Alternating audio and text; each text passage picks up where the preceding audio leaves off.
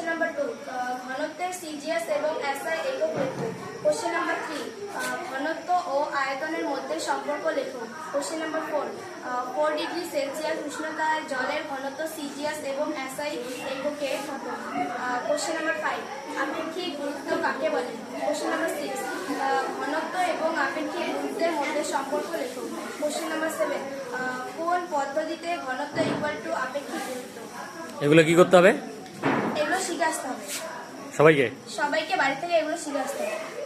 কি করতে হবে এগুলা? সবাইকে এগুলো কোশ্চেন সবাইকে বাড়ি থেকে শিখে আসতে হবে। বুঝলি? সবাই বুঝলি কি করতে হবে? আরে ভালো করে বল, কি করতে পড়াগুলো কি করতে হবে? পড়াগুলা বুঝছিস সবাই? এর পড়া শিখে আসবি তো?